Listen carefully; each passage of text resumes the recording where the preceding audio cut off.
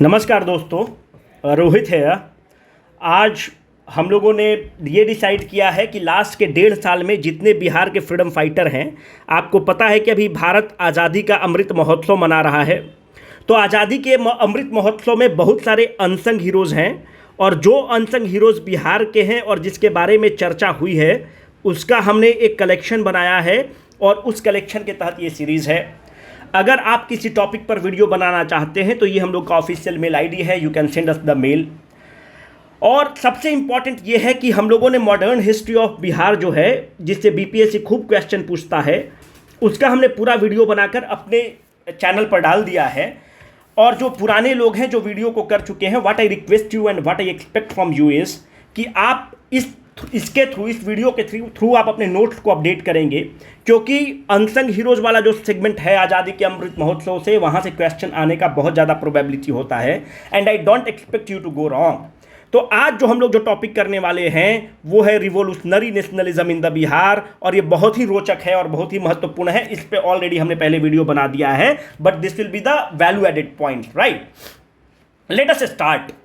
अगर आप बिहार की मिट्टी को देखेंगे तो बिहार की मिट्टी वो चंदन है कि जिसने उसको अपने माथे पर लगाया है वह मोहनदास करमचंद गांधी से नाम बदलकर, अपना टाइटल बदलकर वो व्यक्ति महात्मा गांधी हो जाते हैं, बापू हो जाते हैं, फादर ऑफ नेशन हो जाते हैं।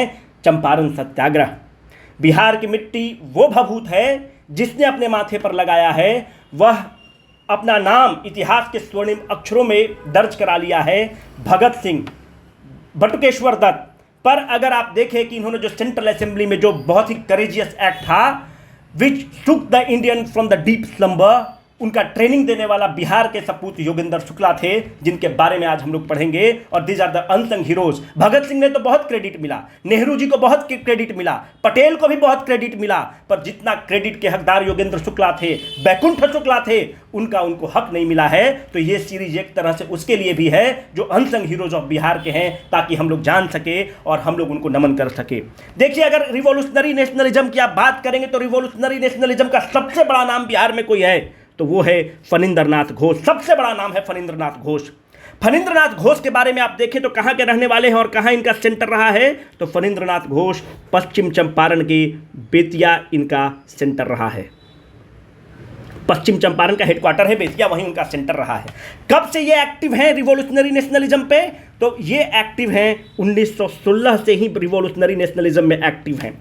किस ऑर्गेनाइजेशन के थ्रू एक्टिव हैं? बंगाल अनुशीलन पार्टी बनाते हैं या बंगाल अनुशीलन समिति जो रहती है उसके थ्रू अटैच रहते हैं और अपना रिवॉल्यूशनरी एक्टिविटीज को कैरी करते हैं। कुछ लोग हैं जिनको दिक्कत हो रही होगी कि बंगाल अनुशीलन पार्टी क्या है। अभी आप उसको समझने के लिए I will draw a simple narrative. अभी एक ऑर्गेनाइजेशन है राष्ट्रीय स्वयंसेवक संघ। राष्ट्रीय स्वयंसेवक संघ मदर ऑर्गेनाइजेशन है, पर एक ऑर्गेनाइजेशन है भारतीय जनता पार्टी जो अभी केंद्र में है और प्रचंड बहुमत के साथ है। आरएसएस क्या सत्ता में रहता है? नहीं है। आरएसएस थिंक टैंक है, आरएसएस की नीतियां हैं। आरएसएस कहता है कि कश्मीर में 370 नहीं होना चाहिए।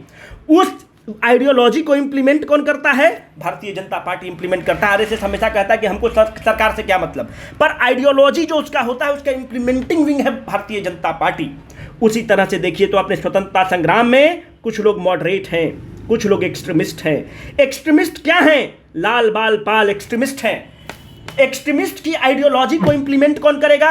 एक्सट्रीमिस्ट खुद इंप्लीमेंट नहीं करेंगे, वो आरएसएस हैं, उदाहरण के तौर पर हैं।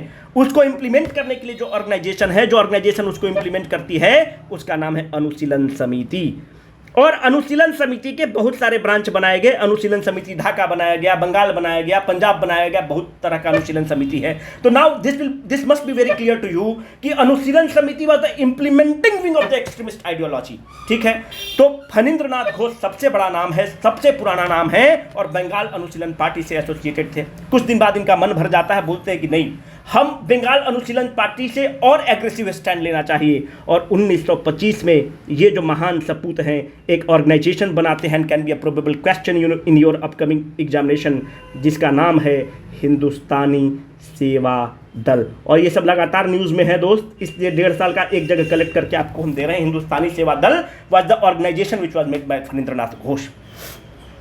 अभी आपको बताया कि अगर आप पूरे सिस्टम को देखें तो पूरे सिस्टम में आप ये पाएंगे कि एक ऑर्गेनाइजेशन पंजाब में लीड कर रहा है, भगत सिंह वगैरह का ग्रुप। एक ऑर्गेनाइजेशन उत्तर प्रदेश में है, चंद्रशेखर आज़ाद वाला ग्रुप। और एक ऑर्गेनाइजेशन अपना बंगाल में है, सन्नाल साहब वाला ग्रुप, फणींद्रनाथ घोष, हम लोग उस समय बंगाल के पार्ट हैं, है ना। तो 3 ऑर्गेनाइजेशन बेसिकली रिवॉल्यूशनरी एक्टिविटी को लीड कर रहा है। अगर आप देखें कि पहले क्या पार्टी था, एक समता पार्टी था जिसका नीतीश जी और जॉर्ज फर्नांडिस साहब थे, और एक शरद यादव की पार्टी थी जिसका नाम था जनता दल यूनाइटेड, जो तीर छाप था। क्या हुआ कि भाई हम लोग का आइडियोलॉजी एक ही है, हम लोग मर्ज कर दिया जाता है, और 1999 में ये दोनों पार्टी मर्ज करके अपने आप को क्या बना लेते हैं, जनता दल यूनाइटेड। उसी तरह से ये डिसाइड किया गया कि यूपी का जो ऑर्गेनाइजेशन है, जो बिहार बंगाल का ऑर्गेनाइजेशन है, और जो पंजाब का ऑर्गेनाइजेशन है, हम लोग मिलकर एक कॉमन ऑर्गेनाइजेशन बना देते हैं, क्योंकि हम लोग का आइडियोलॉजी सेम है और हम लोग ब्रिटिश हुकूमत के दांत खट्टे करते हैं। यहां तक बात समझ में आई। तो इसके लिए क्या हुआ कि सेकेंड वीक ऑफ सितंबर 1928 में यह डिसाइड किया गया कि हम लोग मिलकर हम लोग अपने आप को मर्ज कर लेते हैं। That is called as the amalgamation. हम लोग सारे विंग जो है बेसिकली पंजाब, और भी ऑर्गेनाइजेशन थे पर बेसिकली पंजाब के भगत सिंह वाला ग्रुप, बिहार के और उत्तर प्रदेश को ऑर्गेनाइज करके एमलगमेट करके एक नया ऑर्गेनाइजेशन बना लिया जाता है जिसका नाम है हिंदुस्तान सोशलिस्ट रिपब्लिकन एसोसिएशन या आर्मी। ठीक है, कब बनता है? Second week of the September 1928 में बनता है। अब आपसे प्रश्न क्या पूछेगा, since we are more bothered about the Bihar history, Bihar modern history, Bihar को कौन रिप्रेजेंट कर रहा है? बिहार का जो सबसे बड़ा क्रांतिकारी नाम है फणींद्रनाथ घोष रिप्रेजेंट कर रहे हैं। पर आपके पास ये ऑप्शन होता है, एक और बड़ा नाम है, वो है Manmohan Banerjee. This 2 people were representing Bihar at the meeting which was held in the second week of September. Hope we are going on the right track. ये दोनों नाम हैं, अगर दोनों नाम रहेगा तो आपका ऑप्शन ई हो जाएगा। Hope you are getting the things right. क्या इसमें डिसाइड किया गया? हम लोग ऑर्गेनाइजेशन को मर्ज कर दिए और एक नया ऑर्गेनाइजेशन बना दिया, उसका नाम है Hindustan Socialist Republican Association. What it will do? It will implement the extremist ideology. ये अंग्रेजों के साथ लोहा लेगा। But let us come to a point. अभी आप देखिए कि जम्मू कश्मीर में इतना आतंकवादी सब बदमाशी करता है, इतना नक्सल मूवमेंट है। अगर आप नक्सल मूवमेंट को चोक करना चाहते हैं तो देखो, you can not defeat the ideology in the battlefield. Ideology जो है ना, उसको बैटलफील्ड में डिफीट करना बड़ा मुश्किल काम है। तो सरकार जब डिमोनेटाइजेशन लाई तो सरकार क्या कही कि हम उनके फाइनेंशियल जो कमर है उसको तोड़ दिए। ये जितने भी आपके पास आइडियोलॉजी हैं, अगर आपके पास पैसा नहीं है तो आइडियोलॉजी फेल कर जाएगा। तो जितने भी कश्मीर में जो गुंडे हैं, मवाली हैं, जो आतंकवादी हैं, अगर उनका कमर तोड़ना है तो they are getting the money from across the borders. These Naxalite people, they are our people. We are not that harsh as we are harsh against those terrorists. पर इनके साथ भी क्या है कि they also get the financial things from where रंगदारी tax लेते हैं ठेकेदार से वगैरह। तो financial is the key spine of this movement, naxalite movement हो या टेररिस्ट एक्टिविटी हो। होता क्या है कि अगर हम हिंदुस्तान सोशलिस्ट रिपब्लिक आर्मी बना लिए हैं तो हमारे पास 2 चीज़ की जरूरत पड़ेगी। एक चीज़ तो भाई हमें रिवॉल्वर की जरूरत पड़ेगी, वो पैसा चाहिए। टेररिस्ट जो रिवॉल्यूशनरी हमारे हैं उनके मूवमेंट के लिए पैसा चाहिए होगा। तो एक चीज़ हमें पैसे की जरूरत पड़ेगी। आप कंसेप्ट को समझिएगा, रट्टाफिकेशन नहीं करना है। और एक जो है ऑर्गेनाइजेशन जो रहेगा, एक विंग जो रहेगा वो इंप्लीमेंट करेगा। पैसा कहाँ से आप लाओगे? पैसा लाने के लिए आपका क्या होगा? डकैती करना पड़ेगा। किस पर डकैती करना पड़ेगा? आम जनमानस पर बिल्कुल नहीं। आम जनमानस तो रिवॉल्यूशनरी को सपोर्ट कर रहा है। डकैती किस पर करना है? अंग्रेजों के दलाल पर करना है। ये जो बड़े बड़े जमींदार हैं इन पर करना है। Because this zamindars were the पिट्ठू ऑफ अंग्रेज। जो बड़े बड़े लैंड होल्डर्स हैं इन पर करना है, इनको डकैती करना है और इनसे पैसा लेना है। और उस पैसे को क्या यूज करेंगे? बॉम्ब बनाने में यूज करेंगे, अपने रिवॉल्यूशनरी को ट्रेन करने में यूज करेंगे। हम अगर 2 नंबर का हथियार खरीदना है तो उसके लिए पैसा देना होगा। तो डकैती का अगर आप देखें तो उसका डायरेक्ट रिलेशनशिप है गुरिल्ला वारफेयर से। हम लोग डकैती तो चीप लैंग्वेज में बोलते हैं, उसको गुरिल्ला वारफेयर बोलते हैं रिवॉल्यूशनरी एक्टिविज्म में। तो डकैती का बिहार का सबसे बड़ा, उस समय देश का जो सबसे बड़ा नाम है जो डकैती और गुरिल्ला वारफेयर का महारथी है, उनका नाम है योगेंद्र शुक्ला। देखो यार, इससे क्वेश्चन आएगा और जब आएगा और गलत करोगे तो बहुत दुख तुमको भी होगा और हमको भी होगा। सबसे बड़ा नाम है योगेंद्र शुक्ला। योगेंद्र शुक्ला जी को क्या दिया गया? आप पैसा इकट्ठा करिए। पैसा इकट्ठा किस चीज के लिए करें? रिवॉल्यूशनरी एक्टिविटी को काम करने के लिए। उसमें जो वो योगेंद्र शुक्ला जी जो काम करते हैं, डकैती करते हैं, वो दरभंगा में करते हैं, मुजफ्फरपुर में करते हैं। और जो सबसे बड़ा डकैती होता है उसका नाम है मौलनिया। ये पहले हम एक अपने टेस्ट में आपको बता चुके हैं, मौलनिया डकैती चंपारण में। और ये सारा आप देखेंगे दरभंगा, मुजफ्फरपुर, ये सारा वाला जो बेल्ट है उस समय की तिरहुत डिवीजन में आता है, जो कि अभी भी तिरहुत डिवीजन है, जहाँ पे कमिश्नर साहब बैठते हैं तो तिरहुत डिवीजन होता है। और इसको कहा जाता है तिरहुत कॉन्स्पिरेसी केस। योगेंद्र शुक्ला जी को तिरहुत कॉन्स्पिरेसी केस में अंग्रेज फंसाता है। योगेंद्र शुक्ला जी अकेले करते हैं क्या? बिल्कुल नहीं। योगेंद्र शुक्ला जी अपने 50 मित्रों के साथ, 50 गैंग के साथ करते हैं। और याद रखिए, जिस एक्ट के तहत उनको फंसाता है उसका नाम है क्रिमिनल ट्राइब्स एक्ट। ट्राइब्स किसका है? गिरोह है, संगठन है। किसका गिरोह है? क्रिमिनलों का ट्राइब्स है। और इन्हीं के लिए पास किया गया था, और इनके जैसे रिवॉल्यूशनरी के लिए पास किया गया था क्रिमिनल ट्राइब्स एक्ट। और क्रिमिनल ट्राइब्स एक्ट के तहत इनको 10 साल से ऊपर का कारावास होता है योगेंद्र शुक्ला जी को। और ये हैं योगेंद्र शुक्ला जी, और ये उनके भतीजे हैं बैकुंठ शुक्ला जी। गजब का योद्धा है बैकुंठ शुक्ला, आज हम लोग डिस्कस करेंगे।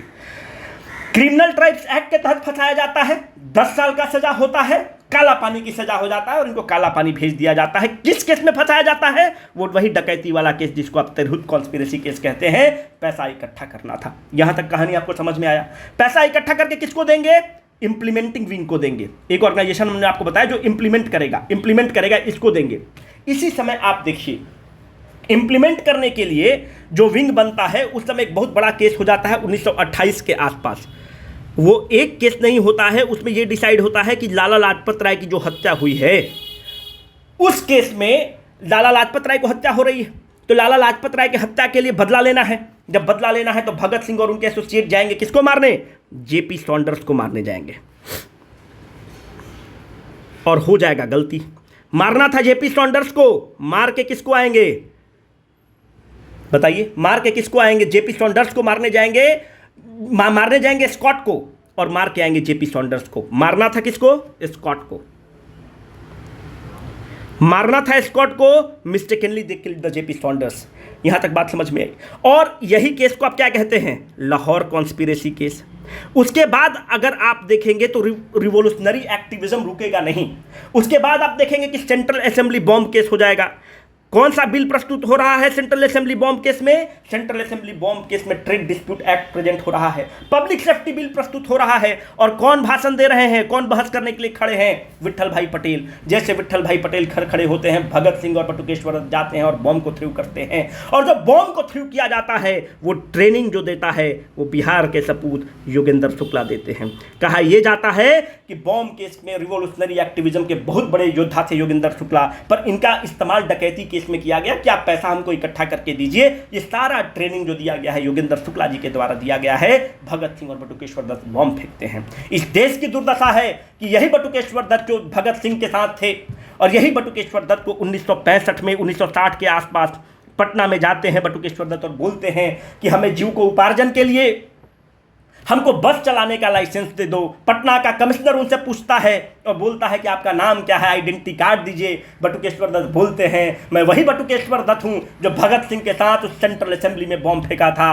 रोंगटे खड़े हो जाते हैं और यह मामला राजेंद्र बाबू तक पहुंचता है। राजेंद्र बाबू चिट्ठी लिखते हैं कमिश्नर को और बोलते हैं कि अभी तुरंत लाइसेंस इनको दीजिए। और वो कमिश्नर को इतना भी नहीं पता था। तो कहने का मतलब है we must be very sensitive towards our freedom fighters. उनके जो जितने भी चीज़ हैं, अभी जो कारगिल में शहीद हो रहे हैं लोग, जो बॉर्डर पे शहीद होते हैं, अगर उनके विडो पेंशन के लिए आए तो we should have a very compassionate approach towards them. तो ये पूरा स्टोरी है। बॉम्ब केस वाला का आपको बता दिया कि ये काम हुआ। अब जब लाहौर कॉन्स्पिरेसी केस हुआ, अंग्रेजों ने किसी तरह से फनिंदर नाथ घोष को अरेस्ट कर लिया। बहुत बड़ा रिवॉल्यूशनरी आदमी है फनिंदर नाथ घोष, इनको अरेस्ट कर लिया जाता है। जब फनिंदर नाथ घोष को अरेस्ट कर लिया जाता है तो अंग्रेज इनको दबाव बनाकर, इन पर प्रेशर बनाकर इनको अप्रूवर बना लेता है। अप्रूवर बन गए फणींद्रनाथ घोष। जब फणींद्रनाथ घोष अप्रूवर बन जाते हैं, इतना बड़ा नाम, तो क्रांतिकारियों को ये लगता है कि ये हमारे साथ क्या किए, दगा किए, छल किए और अंग्रेजों के साथ मिल गए। इन लोगों को मानना था कि भगत सिंह जो है बॉम्ब फेंकने के लिए नहीं सही उनको फांसी मिलता है। अपने जो नेशनल हीरो हैं भगत सिंह को लाहौर कॉन्स्पिरेसी केस के लिए, जो सॉन्डर्स की हत्या होती है, लाहौर कॉन्स्पिरेसी केस के लिए फांसी मिलती है। अप्रूवर कौन बनते हैं? फणींद्रनाथ घोष। अब क्रांतिकारियों को लगता है कि अगर फणींद्रनाथ घोष अगर गवाही नहीं देते, अगर हाँ में हाँ नहीं मिलाते कि हाँ ये लाहौर कॉन्स्पिरेसी केस में थे, तो भगत सिंह को फांसी नहीं होती। अब क्या होता है कि अब हम लोग बदला लेंगे इनसे। बदला कौन लेगा? योगेंद्र शुक्ला। योगेंद्र शुक्ला कहेंगे कि अब हम लोग बदला लेंगे। कैसे बदला लेंगे? योगेंद्र शुक्ला का जो भतीजा है उनके नेतृत्व में आगे बढ़ा है, और उस योद्धा का बहुत जवान आदमी है, 27-28 साल का योद्धा है, और उस योद्धा का नाम है बैकुंठ शुक्ला। बैकुंठ शुक्ला बैकुंठ गांव के रहने वाले हैं। अगर आप बिहार के रहने वाले हैं तो आपको पता होगा, एक लालगंज कंस्टिट्यूंसी है मुजफ्फरपुर में, जो अभी के वैशाली डिस्ट्रिक्ट में आता है, वहीं के रहने वाले हैं बैकुंठ शुक्ला।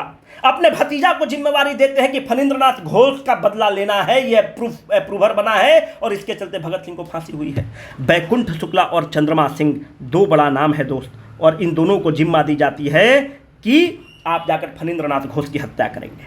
फणींद्रनाथ घोष का सेंटर कहाँ है? बेतिया। बेतिया के बीच बाजार में फणींद्रनाथ घोष पुलिस सिक्योरिटी के साथ बैठे हुए थे।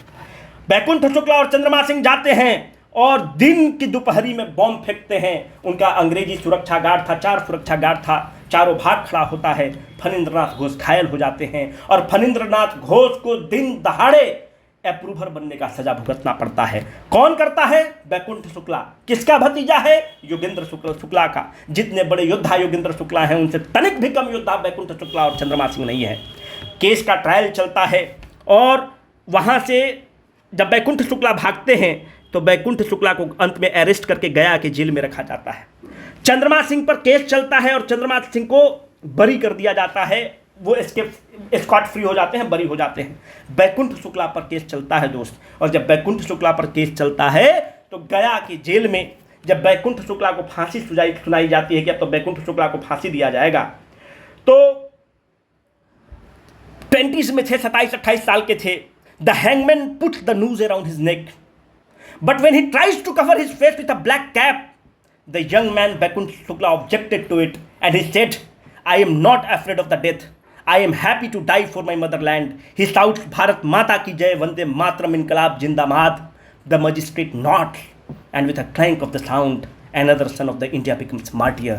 This is the story of the Baikuntha Shukla, and these are the unsung heroes about whom they have not got the due credit in the history. जितना पाठ्यक्रम है इन लोगों को बहादुरी को, जितना भगत सिंह के बहादुरी के किस्से हमें पता है, उतना इन हीरोज को, इतना बहादुरी के जिन्होंने परचम लहराया है, इनके बारे में हमें पता नहीं है, और हमें पता होना चाहिए। अगर आप बिहार के सपूत हैं, बिहार की मिट्टी है, तो बिहार की मिट्टी ने एक ऐसे ऐसे योद्धा को पैदा किया है कि अंग्रेजों के दांत खट्टे किए हैं। बैकुंठ शुक्ला को क्रेडिट मिलना चाहिए। पर फणींद्रनाथ घोष जो हिस्टोरियन हैं, जो रोमिला थापर हैं, उनकी अगर आप किताब पढ़ेंगे तो वो बोलती है फणींद्रनाथ घोष अप्रूवर नहीं बनते हैं। कैसे नहीं अप्रूवर बनते हैं? फणींद्रनाथ घोष के बारे में दबाव में बनाया जाता है, गलती से उनसे ठेपा लिया जाता है। अगर आप ठेपा समझते हो तो सिग्नेचर नहीं, ठेपा लिया गया। क्योंकि जब फणींद्रनाथ घोष की जब हत्या हो रही होती है तो फणींद्रनाथ घोष से पूछा जाता है कि आपको पता है कि जब आदमी की मृत्यु होती है, जब आप उसको गोली मारते हैं, तो जो सबसे बड़ा गवाह बनता है वो स्वयं आई विटनेस होता है। फणींद्रनाथ घोष से बोला गया कि आपने देखा दिन दहाड़े में आपको किसने गोली मारी? चंद्रमा सिंह और बैकुंठ शुक्ला ने बम फेंका। फणींद्रनाथ घोष ने दोनों को रिकॉग्नाइज करने से मना कर दिया, बोला कि नहीं, हमें बम फेंकने वाला बैकुंठ शुक्ला नहीं था और चंद्रमा सिंह नहीं था, और इनके इसी गवाही पर चंद्रमा सिंह एस्केप होते हैं, उनको स्कॉट फ्री मिलता है। पर बैकुंठ शुक्ला को अंग्रेज फंसाना चाहता था, क्योंकि फिर उसकी गवाही कौन देता है? जो उनके सिक्योरिटी गार्ड में जो तैनात था, जो भी बिहार पुलिस वाला जो भी आदमी था, वो गवाही देता है कि बैकुंठ शुक्ला। पर फणींद्रनाथ घोष दोनों को बरी करते हैं। कुछ हिस्टोरियंस का ये भी कहना है, आर.सी. मजुमदार का ये कहना है कि नहीं, बैकुंठ शुक्ला को मतलब इनको अपनी गलती का एहसास था और नहीं चाहते थे कि अंदर से रिवॉल्यूशनरी आदमी थे, और ये नहीं चाहते थे कि बैकुंठ शुक्ला, ठीक है जो उसको करना था उसने कर दिया, पर बैकुंठ शुक्ला अरेस्ट हो जाएगा तो हमारे जो रिवॉल्यूशनरी एक्टिविज्म है ये कमज़ोर पड़ जाएगा। तो ऐसे ऐसे हमारे योद्धा थे। दोनों साइड का आपका स्टोरी पता होना चाहिए। तो ये थे हमारे फणींद्रनाथ घोष और बैकुंठ शुक्ला। पर अभी मामला खत्म नहीं हुआ। अब मामला ये खत्म नहीं हुआ कि अब आपके दिमाग में हमने योगेंद्र शुक्ला के बारे में बताया। ये योगेंद्र शुक्ला साहब हैं। योगेंद्र शुक्ला साहब अब क्या हैं? क्रिमिनल ट्राइब्स एक्ट में चले गए हैं, काला पानी, Andaman and Nicobar. Tirhut conspiracy case है, जो डकैती वाला केस है, उसके बाद ये छूट कर आते हैं। और इतना बड़ा नाम है, इतना फेमस है, इतना युवाओं में फेमस है कि ये अब बोलते हैं कि अब किसानों को हम जगाएंगे, अब ऑल इंडिया किसान सभा की राजनीति करना स्टार्ट करते हैं। आपको हमने अपने पुराने वीडियोस में, मॉडर्न हिस्ट्री के वीडियो में बताया है कि ऑल इंडिया किसान सभा का नेतृत्व कौन कर रहा है? स्वामी सहजानंद सरस्वती। स्वामी सहजानंद सरस्वती के हाथ में कमान है। जैसे योगेंद्र शुक्ला आएंगे, इतने युवाओं में फेमस हैं कि योगेंद्र शुक्ला जो हैं सहजानंद सरस्वती को सेंट्रल कमेटी जो बनती है, सेंट्रल कमेटी वही है जो पार्लियामेंट्री कमेटी है। जैसे बीजेपी का भी पार्लियामेंट्री कमेटी में आपने देखा होगा कि के लक्ष्मण जी को शामिल किया गया है, उसमें शिवराज सिंह चौहान को हटाया गया है, शाहनवाज हुसैन को हटाया गया है, येदुरप्पा जी को शामिल किया गया है। तो जो सबसे इंपॉर्टेंट बीजेपी की कमेटी है वो है सेंट्रल पार्लियामेंट्री कमेटी। उस तरह से ऑल इंडिया किसान सभा क्या निर्णय लेगा, कहाँ पे प्रोटेस्ट होगा, कैसे क्या होगा, उसको निर्णय करने के लिए एक सेंट्रल कमेटी बनती थी जिसको कहा जाता था सेंट्रल किसान कमेटी। तो सेंट्रल किसान कमेटी में कौन रिप्लेस करता है स्वामी सहजानंद सरस्वती को? इतना बड़ा नाम को रिप्लेस करता है योगेंद्र शुक्ला, और किसानों का मोर्चा संभाल लेते हैं, और किसानों का मोर्चा संभालते हैं और अंग्रेजों के खिलाफ अपोजिशन करना योगेंद्र शुक्ला स्टार्ट करते हैं। जब योगेंद्र शुक्ला अपोजिशन करना स्टार्ट करते हैं, अंग्रेजों को ये रास नहीं आता है और अंग्रेज इनको कहता है कि ये भड़का रहे हैं हम लोगों के खिलाफ, और इनको फिर से अरेस्ट कर लिया जाता है। फिर से इनको अरेस्ट कर लिया जाएगा। अगर आप देखेंगे तो जब इनको अरेस्ट कर लिया जाएगा तो इनको हजारीबाग जेल में रखा जाएगा। हजारीबाग बहुत ही उस समय खतरनाक जेल में आता था। सबसे बड़े जो रिवोल्यूशनरी थे उनको रखा जाता था। अंग्रेज उनको टेररिस्ट कहते थे, पर हमारे लिए तो वो रिवोल्यूशनरी हैं, हमारे लिए तो वो राष्ट्र प्रेम के मतलब परचम है। तो हजारीबाग जेल में इनको रखा गया। उसी समय गांधी जी का, अब देखिए रिलेशंस, उसी समय गांधी जी का क्या हो गया? उसी समय गांधी जी अपना आह्वान करते हैं, quit India movement. O British, quit India, you have been sufficiently here for the long time, now the time has come when you will have to be quiet। तो क्विट इंडिया मूवमेंट लॉन्च हो जाता है। इसी को आप अगस्त क्रांति कहते हैं, अगस्त रिवॉल्यूशन कहते हैं। क्विट इंडिया मूवमेंट का कमान का अगर सबसे बड़ा कोई हीरो बन के आता है तो बिहार के जयप्रकाश नारायण बनते हैं। कैसे आज़ाद दस्ता वगैरह बनाते हैं हम आपको पुराने वीडियोज़ में बता रखे हैं। पर जब क्विट इंडिया मूवमेंट में जेपी को हजारीबाग जेल में डाला गया, हजारीबाग जेल में जेपी चले गए, वहां से पहले कौन है? योगेंद्र शुक्ला जी वहां से पहले से प्रेजेंट है। योगेंद्र शुक्ला बहुत बड़ा नाम है, क्रांतिकारियों और योद्धाओं का सबसे बड़ा नाम है।